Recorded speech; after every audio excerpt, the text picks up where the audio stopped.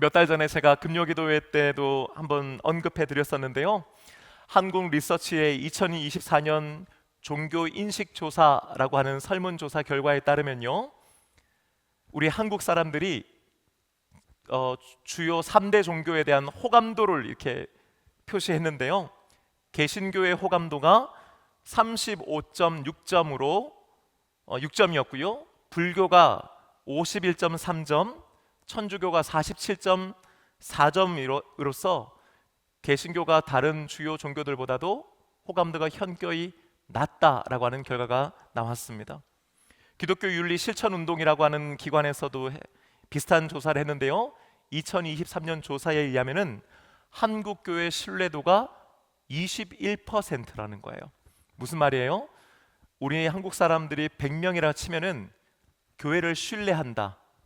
교회가 하는 게 맞다라고 생각하는 사람들이 21명이라는 거죠. 지금까지 조사한 거에서 역대 최저치를 기록했다고 합니다. 저도 좀 마음엔 불편합니다만은 우리 주변에 좀 교회나 기독교를 좀 폄하하시는 분들은요, 개독교라고 하는 말을 쓰기도 하잖아요, 그죠? 예. 마음이 아프지만은 그게 우리들의 현실인 것 같습니다. 오늘날 신문지상을 보더라도 그렇고요, 뉴스에도요, 소위 말해 한국의 초대형 교회와 또 담임 목사님들의 이름들이 사회면에 오르내리는 것이 우리들의 현실이죠. 그걸 볼 때마다 참 하나님께 너무너무 죄송하고, 또 한국 사회와 한국 국민들에게도 참 우리가 회개해야 된다라는 생각을 하고 정말 또 그렇게 하게 됩니다. 이런 여러 가지 상황들과 또 자료들을 보면요, 한국 사회에서 한국 사람들이 교회에 대해서 또 기독교인들에 대해서 무척이나 냉소적이고 또 비판적이고 심지어 적대적일 것이라고 하는 예상을 우리는 해볼 수 있죠. 실제로 많은 통계들이 한국 교회의 숫자와 성도들의 수가 점점 줄어들고 있다라고 하는 것을 보여주고 있습니다. 그런데 여러분, 최근에 유튜브에서 좀 특이한 현상들이 일어나고 있다는 거 여러분 아세요? 그게 뭐냐면요, 기독교 관련 컨텐츠가 급증하고 있고 조회수가 상당히 높다라고 하는 거예요. 어떤 우리가 이름만 들으면 아는 그런 교회의 얘기가 아니에요. 갑자기 목사님들이 설교를 막 유튜브에 많이 올려서가 아니고요. 예를 들면 이런 겁니다. 여러분 혹시 3프로 TV라고 하는 채널 아세요? 고개를 끄덕이시는 분들이 꽤 계시네요. 예. 구독자 수가 254만 명이에요. 여러분 뭐 안 놀라시죠? 꿈쩍도 안 하시죠? 네. 우리나라를 대표하는요, 시사 경제 유튜브 채널입니다. 저도 이제 세상 돌아가고 경제를 조금 배우기 위해서 저도 이제 가끔 보는데요. 이 3프로 TV라고 하는 채널에서 최근에 종교에 관한 컨텐츠들을 올리고 있어요. 아예 이름을 타이틀을 The Religion, 그러니까 종교 분야라고 해가지고 세계 3대 종교에 대한 컨텐츠들을 쭉 올리는 겁니다. 여러분 이상하죠? 시사 경제 채널인데 종교에 관한 내용들을 쭉 올려요. 여러분, 그런데 놀라운 것은요, 그 종교 시리즈의 평균 조회수가 60만 회가 넘어요.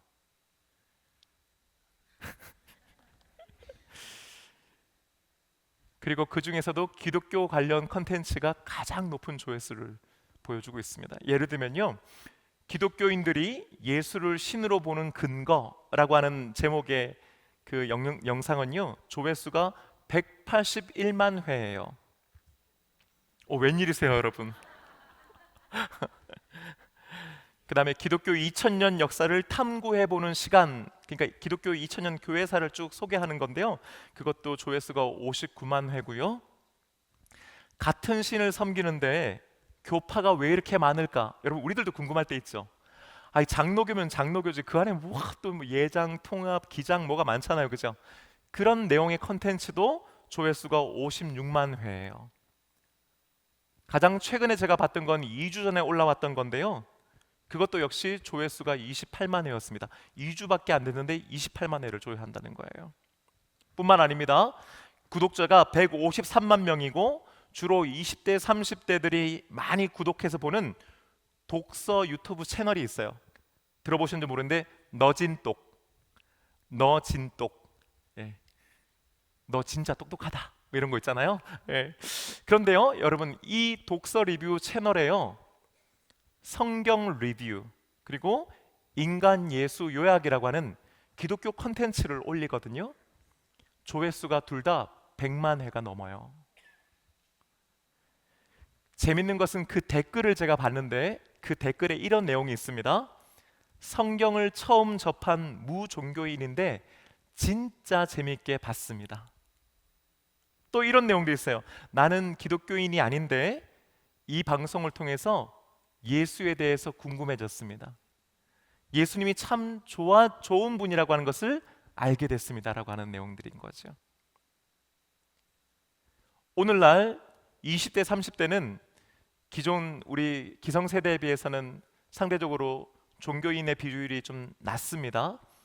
20대는요, 나는 종교를 가지고 있습니다 라고 응답하는 사람들의 비율이 22%예요. 30대는 30%. 그런데 여러분, 놀라운 것은 그래도 내가 종교가 있습니다 라고 말한 20대, 30대 중에서 기독교 인구, 교회를 다니는 친구들의 수가 압도적으로 높아요. 여전히 20대, 30대가 물론 우리들만큼은 아니지만은 그래도 교회 다니고 믿음을 가지고 있는 사람들의 수가 상대적으로 높다라고 하는 것입니다. 여러분, 이런 현상들이 이야기해 주는 바가 과연 뭘까요? 여전히 사람들은 기독교에 대해서, 교회에 대해서, 예수님에 대해서 관심이 있다는 거예요. 알고 싶어 한다는 겁니다. 물론 그분들 중, 그 조회수 중에는 상당 부분은 교회를 다닌 분들이 했겠지요. 하지만 여러분, 그 댓글들이나 내용들을 쭉 보다 보면은 꼭 그렇지만은 않아요. 문제는요, 과연 우리가 그들에게 예수님을 전하고 있는가 하는 거예요. 과연 우리가 정말 바르게 그들에게 전하고 있는가, 혹은 열심히 전하고 있는가 하는 겁니다. 여러분, 이런 얘기들을 우린 가끔 하죠.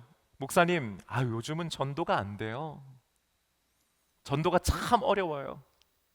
여러분, 그 말은 맞는 말이에요, 틀린 말이에요? 맞는 말이죠. 어렵죠. 그런데 여러분, 저는 대신에 이렇게 한번 질문해 보고 싶어요.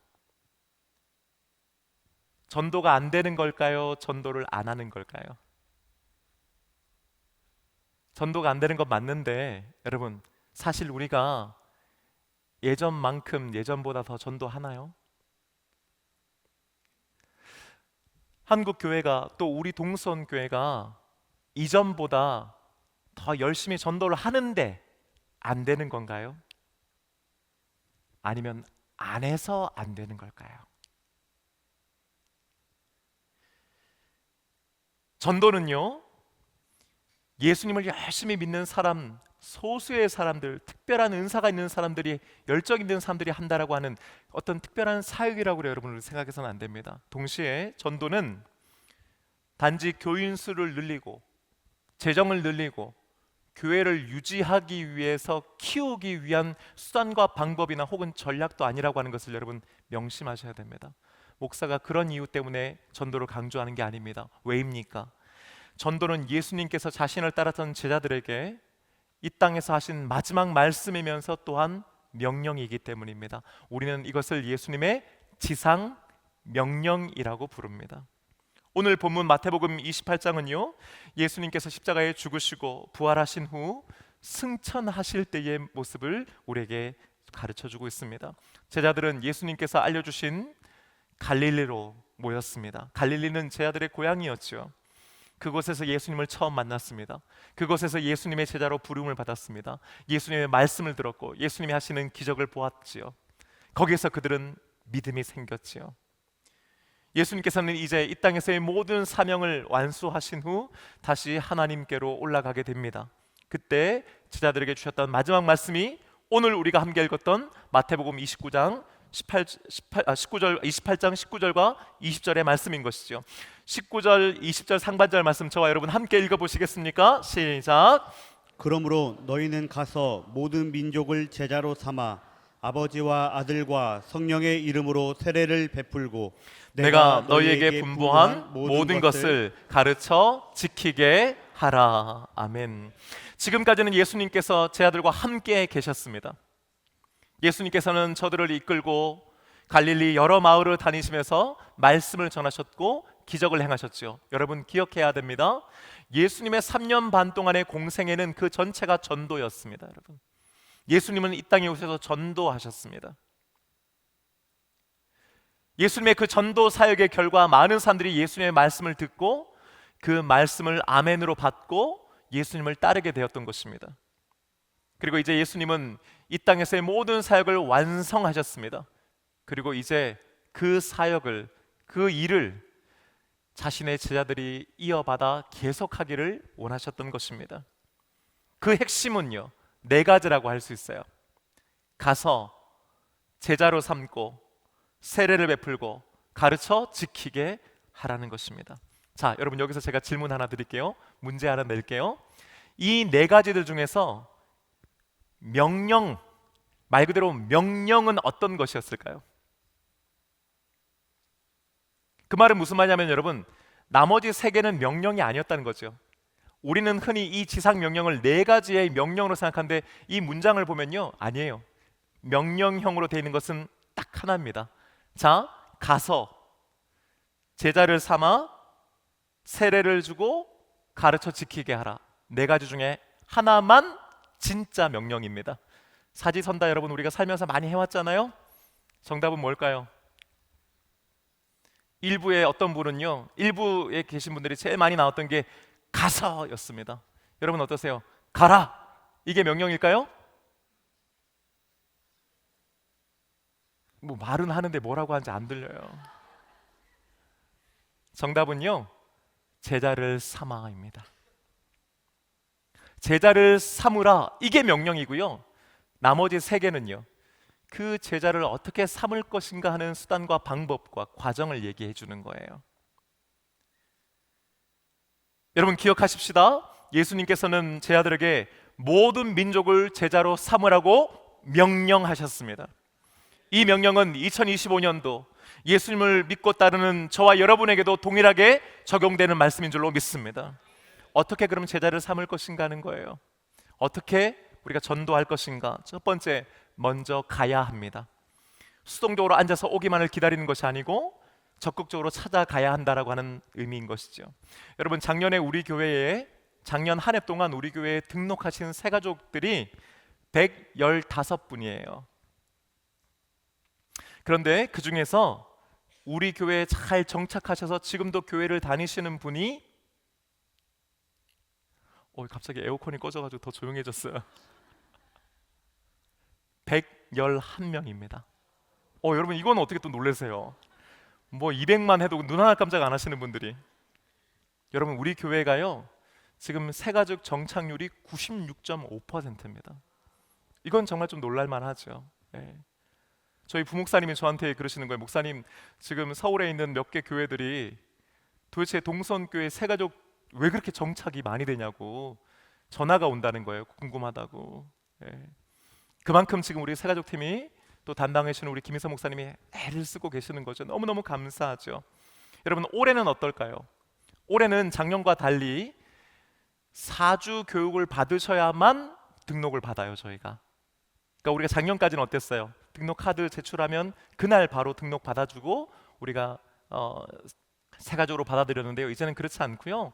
올해는 내가 등록하겠습니다라고 하는 의사를 표현하시면 4주 동안 새가족 교육을 받고 그것을 수료하신 분들만 우리 교회 교인으로 등록시킵니다.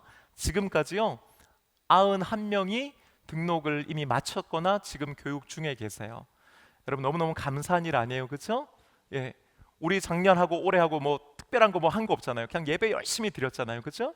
근데도 이렇게 많은 새가족들이 와주고 계시는 거예요. 그런데 여러분 오시는 분들 중에 대부분은요 어떠한 이유세든지 다른 교회에서 믿음 생활하시다가 우리 교회 오시는 분들이 많으세요. 그 말은 무슨 말이냐면은 나는 생전 처음 교회에 다녀요, 나는 예수 처음 믿어야 하시는 분들의 비율이 상대적으로 좀 적다라고 하는 것이죠. 왜 흔히 우리가 수평 이동이라고 하잖아요, 그죠? 이 교회에서 저 교회로, 다른 교회에 다니시다가 신앙생활 하시다가 우리 교회에 오신 거죠. 여기 계신 분들 중에서도 아마 그런 분들이 계십니다. 감사한 일이죠. 그런데 여러분, 우리 주님께서 정말 기뻐하시는 것이 있다면은, 더 기뻐하시는 일이 있다면은, 그것은 잃어버린 영혼, 예수 믿지 않았던 분들이 예수님 믿게 되는 바로 그 일인 줄로 믿습니다. 오늘 이 자리에서 예배드리시는 여러분들 중에서도요, 원래 모태신앙이었거나 혹은 어려서 그냥 어떻게 친구 따라서 교회를 오신 분들도 있겠지만은, 좀 성인이 되고 나서 나중에 예수를 믿고 교회를 오고 예배를 드리신 분들이 분명 계실 거예요. 자, 그런데 여러분 생각해 보세요. 누군가가 여러분들에게 와준 거예요. 그렇죠? 누군가 와서 교회 한번 가보자, 예수 한번 믿어보자, 권했다는 거죠. 그렇기 때문에 여러분들께서 그 와준 사람들, 가주신 분들에 의해서 예수님을 듣게 되고 교회를 소개받게 되고 믿음 생활을 하게 됐다고 하는 겁니다. 여러분, 그러니까요, 가서의 의미가 바로 그런 거예요. 그냥 가만히 있어도 100명, 200명 오니까 우리는 전도 안 해도 돼가 아니고요. 너무너무 그것도 감사하지만 우리가 가서 믿지 않는 분들에게 다가가서 그분들에게 예수를 전하는 것이야말로 정말 우리가 제자 삼는 가장 첫 번째 단계요, 중요한 것인 줄로 믿습니다. 한 번 왔다고 해서, 한 번 툭 던졌다고 해서 여러분 나 그냥 교회 갈게 하셨어요? 아마 그렇지 않으셨을걸요. 한 번, 두 번, 여러 번 권하고 또 권면하면서 여러분들의 마음이 조금씩 열려서 오늘 이 자리까지 있지 않나 싶습니다. 그렇습니다. 여기서 말하는 가서라고 하는 것은요, 그냥 일회적인 방문을 의미하는 것이 아니고요, 지속적으로 꾸준하게 계속해서 가는 것을 의미하고 있는 거예요. 사랑하는 여러분, 믿지 않는 분들에게 계속해서 가는 저와 여러분 되시기를 주님의 이름으로 축복합니다. 목사님 가봤는데 안 돼요. 맞아요, 가봤는데 안 되죠. 특히 자녀들, 배우자들 여러분 어렵죠. 근데 여러분, 오늘 말씀이 뭐라고 하냐면 그래도 가라는 거예요. 그래도 한번 해보라는 거예요. 언제까지? 될 때까지 한번 해보자는 거예요. 두 번째는요, 세례를 베풀고라고 하는 겁니다. 여러분, 세례를 받는다라고 하는 것은 뭐냐면은 내가 예수님을 전해 들었어요. 그리고 예수님을 믿어요. 예수님을 나의 구주로 고백합니다. 자, 그런데 그것을 그냥 나 혼자 속으로만 생각하는 것이 아니고 그것을 교인들 앞에서 예배 시간에 세례를 받음으로 그걸 오픈하는 거예요. 모든 사람들 앞에서 나는 이제 예수님을 나의 구주로 영접하고 고백합니다라고 하는 것을 고백하고 증거하는 겁니다. 내 개인의 신앙에서 공적인 신앙으로 한 단계 넘어가는 것, 그게 바로 세례를 받는다라고 하는 거예요. 그래서 여러분, 세례는요, 몰래 골방에서 혼자 받는 게 아니에요. 예배 시간에 받습니다. 그렇죠? 그 이유는 뭐예요? 모든 사람들이 보는 앞에서, 모든 사람들이 내 신앙의 고백의 증인이 된다라고 하는 것을 상징하는 거예요. 여러분, 오해하시면 안 돼요. 세례를 안 받아도 예수님을 나의 구주로 고백하면 구원은 하나님께서 선물로 주시는 줄로 믿습니다. 그럼에도 불구하고요, 세례를 받는다고 하는 것은 뭐라고요? 내 개인의 신앙에서 넘어서서 교회의 신앙으로 확장되고 교회의 한 일원이 되어서 함께 믿음으로 성장해 나가겠다고 하는 결단이고 고백이라는 것이에요. 여러분 중에서도 지금 예수님 오랫동안 믿어왔지만은 아직 세례는 못 받았다, 나는 아직 세례는 안 받는다 하시는 분들 혹시 계실지 모릅니다. 여러분, 이번 성탄절 때 우리 세례식 합니다. 그때 꼭 세례 받으세요. 마음으로 결단하세요. 내가 하나님하고 나하고의 관계에서 예수 믿으면 되고 하나님 믿으면 되는 거지. 물론 맞아요. 하지만 여러분, 한 단계 더 성장하실 수 있습니다. 세례를 받음으로 이전에 누리지 못했던 더 큰 은혜가 있을 줄로 믿습니다. 동선교회 제가 와서 목회를 하면서 참 감사한 것들이 너무나 많지만 한 가지 안타까운 것이 있어요, 여러분. 그게 뭐냐면요, 제가 지금까지 우리 교회 와서 제 기억에 맞다면 3번의 세례식을 제가 진행한 것 같은데, 그때마다 견신내자들은 10명, 20명이 돼요. 많을 때는 30명씩 돼요. 무슨 말이냐고 하냐면은 어렸을 적에 유아 세례 받았던 친구들이 자라서 믿음 안에서 이제는 내가 성인이 되어서 내가 신앙 고백합니다 하고 받는 게 견신내거든요. 그렇죠? 근데 여러분, 우리 교회가요, 세례 받을 때는 어때요? 세례는 1년에 몇 명 주는 것 같아요? 여러분, 견신내자는 많아요. 대신에요, 세례자는 적어요. 여러분, 그거 하나도 안 이상하세요? 아무렇지 않으세요? 저는 솔직히요, 마음이 아픕니다.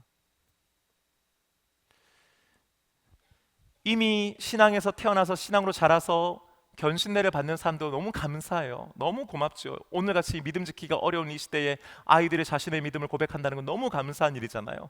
하지만 여러분, 정말 예수를 처음 믿고 내가 예수님을 나의 구주로 고백하고 교회의 일원이 되겠다고 다짐하는 세례는요, 더욱 귀하지 않겠습니까? 저는요, 우리 동선교회가 더 많은 사람들에게 세례 베푸는 교회 되기를 저는 소망하고 있습니다. 여러분, 우리 함께 기도해야 됩니다. 그냥 오는 사람들 만족하고요, 그 다음에 우리 아이들 그냥 신앙으로 세우는 거 그거에만 만족하지 않고 가서 복음 전하고 예수님 전하고 그들 가운데 믿는 사람들이 세워지고 세례 베푸는 교회 되기를 주님의 이름으로 축복합니다. 그리고 끝으로 가르쳐 지키게 하는 거예요. 근데 지키게 하다 할 때 이 테레오라고 하는 단어는요, 보존하다, 간직하다, 그리고 실천하다라고 하는 의미를 가지고 있습니다. 단순히 그러니까 그런 거구나 라고 아는 거에서 끝나는 것이 아니고 그 아는 것을 마음속에 간직하고 손과 발로 살아내는 것, 실천하는 것을 의미하는 거예요. 그런 여러분, 이 세 가지, 가서 세례를 베풀고 가르쳐 지키게 하라가 모여지면 그가 누가 되는 거예요? 제자로 한 명이 세워진다라고 하는 걸 의미하는 거예요. 여러분은 예수님을 전해 듣고 예수님을 믿고 계십니까? 여러분은 세례를 받으셨고 말씀을 간직하고 실천하며 살고 계십니까? 여러분은 이미 그리스도의 제자인 것입니다. 여러분은 이미 제자가 된 것입니다. 그리고 여러분, 예수님의 제자된 우리들은 방금 우리들이 들었던 이 예수님의 지상 명령을 나에게 주시는 명령으로 알아서 순종해야 되는 줄로 믿습니다. 저는 우리 동서원교회가 하나님의 말씀에 아멘하는 교회가 되기를 원합니다. 우리 교회는 예수님의 이 지상 명령에도 역시 아멘하는 교회가 되어야 할 줄로 믿습니다.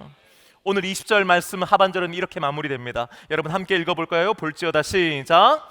볼지어다 내가 세상 끝날까지 너희와 항상 함께 있으리라 하시니라. 아멘. 여러분 얼마나 좋은 말씀이세요? 이 말씀 탁 새겨가지고 여러분 벽에다 탁 붙이고 싶잖아요, 그렇죠? 세상 끝날까지 너희와 항상 함께 있으리라. 이 말씀만으로도 얼마나 든든합니까? 그런데 여러분, 이 말씀이 언제 주어진 것인가를 여러분 한번 살펴보세요. 주님은 언제 우리와 함께 하십니까? 우리가 무엇을 할 때 주님은 함께 해주십니까? 그렇습니다. 우리가 가서 예수님을 전하고 그들을 제자 삼을 때에 주님께서 우리와 영원히 함께 해주시는 줄로 믿습니다. 그렇다면 우리는 누구에게 가야 되고 어디에로까지 가야 합니까? 오늘 말씀 보기 이전에요, 사도행전 1장 8절 말씀 여러분 한번 찾아봐 주시겠어요? 성경책 가지고 계신 분들을 사도행전 1장 8절 말씀 스마트폰으로도 여러분 한번 검색해 봐 주세요. 사도행전 1장 8절 말씀, 예수님께서 승천하실 때 들었던 말씀을 또 사도 누가는 이렇게 기록하고 있지요. 함께 읽어봅니다. 시작. 오직 성령이 너희에게 임하시면 너희가 권능을 받고 예루살렘과 온 유대와 사마리아와 땅끝까지 이르러 내 증인이 되리라 하시니라. 아멘. 어디로부터 시작했어요? 예루살렘으로부터 시작하는 거예요. 왜 그렇습니까? 여러분, 예루살렘은요, 예수님께서 고난 받으신 곳이고 십자가에 달려 죽으신 곳이고 동시에 부활하신 곳이기 때문이에요. 거기가 시작이에요. 거기서부터 믿음이 시작되는 거예요. 거기서부터 은혜가, 참된 은혜가 시작되는 것이기 때문이에요. 그리고 거기는 그 나라의 중심지였고 삶의 중심지이기도 했습니다. 거기서부터 시작해서 온 유대, 예루살렘 근방에 있는 지역, 더 나아가서는 사마리아 지역, 또 더 나아가서는요, 어디까지? 땅끝까지 이르러서 주님의 복음이 전파되어야 한다라고 하는 것입니다. 여러분, 그렇다면요, 우리가 가야 되는 그 땅끝은 어디일까 하는 거예요. 아프리카인가요? 또 유럽인가요? 북중미인가요? 여러분 어린 시절에 불렀던 노래 이거 혹시 기억나세요? 앞으로 앞으로 앞으로 앞으로, 뭐예요? 지구는 둥그니까 자꾸 걸어 나가면, 뭐예요? 온 세상 어린이들. 그렇죠. 이거 부르시는 분 연식이 되신 분들이에요. 저도 이거 지금 거의 한 30 몇 년 만에 불러보는 것 같거든요. 여러분 놀라운 것은 우리가 가사를 기억하고 있다는 거예요. 요즘 노래는 들어도 가사가 하나도 생각이 안 나는데, 그렇죠? 자, 여러분 여기서 중요한 게 뭐예요? 온 세상 어린이들 다 만나고 어떻게 한다고요? 온다는 거예요. 이상하지 않아요, 여러분? 그리고 너무 당연하지 않아요? 지구는 둥그니까요. 평평하면 어디 가다가 떨어질 텐데 못 돌아오는데, 둥그니까 가다 결국 돌면 어디로 돌아와요? 여러분, 맞아요. 내 삶의 자리로 돌아와요. 여러분, 우리는 땅끝을 저 멀리 아프리카 혹은 동남아시아 저 끝 어디라고 생각하지만 여러분, 그렇지 않아요. 물론 지리적인 의미로는 그렇겠죠. 하지만 영적인 의미에서의 땅끝은 바로 사실은 내가 살고 있는 내 삶의 자리입니다. 우리의 땅끝은 우리의 가정이에요. 우리의 땅끝은 우리의 직장과 일터와 학교와 학원입니다. 우리의 땅끝은요, 어쩌면 이 교회이고요, 우리가 살고 있는 삶의 바운더리인 것이지요. 그렇다면 모든 민족은 누구를 포함하는 걸까요? 우리가 한 번도 보지 못한 저 아프리카 오지에 있는 부족? 아니요. 사실은 나와 늘 함께 살부딪히며 살아가고 있는 내 가족인 것이지요. 나와 함께 살아가고 있는 내 배우자, 부모와 형제와 자매들, 우리 자녀들과 손들, 그들이야말로 어쩌면 우리가 땅 끝까지 가서 만나야 되는, 복음 전해야 되는 대상인 줄로 믿습니다. 많은 분들이요, 간절하게 기도하고 있다는 것을 너무나 잘 알고 있어요. 특별히 우리 자녀들을 위해 기도하는 우리 성도님들이 많이 계십니다. 여러분, 20대 30대가요, 소위 MZ라고 하는 이 세대가요, 종교에 대해서 무척 무관심하고 이렇게 적대적일 것 같죠? 여러분, 그렇지 않아요. 통계에 의하면요, 가장 많이 점이나 타로나 혹은 그런 데를 찾아다니는 세대가 20대 30대입니다. 왜요? 불안하니까요. 왜요? 걱정되니까요. 뭔가에 의지하고 싶고 뭔가 붙잡고 싶고 확신을 받고 싶은 거예요. 하지만 여러분, 이들이 봐야 되는 것은 점이요 타로요 명상이 아니라 바로 예수 그리스도이신 줄로 믿습니다. 여러분, 우리가 그 아이들에게 예수님 전해야 됩니다. 여러분, 어디 그뿐인가요? 한때는 예수 믿고 교회 다녔다가 어떤 이유에서든지, 저 같은 목사 때문에 낙심하셔서든지, 혹은 교회가 민주적으로 투명하게 되지 않는 것 때문에 또 시험 드셔서든지도 있었고요, 또 이사나 또 믿지 않는 배우자를 만나서 결혼해서도 있고요, 여러 가지 이유 때문에 신앙생활을 지금 잠시 멈추고 있거나 떠나 있는 분들도 분명히 계시잖아요. 여러분, 이번에 우리 그분들을 다가가서 그분들에게 다시 예수 복음 전하십시다. 여러분, 지금까지 많이 애써오고 기도해 오셨잖아요. 계속해서 힘을 한번 같이 내보기를 원합니다.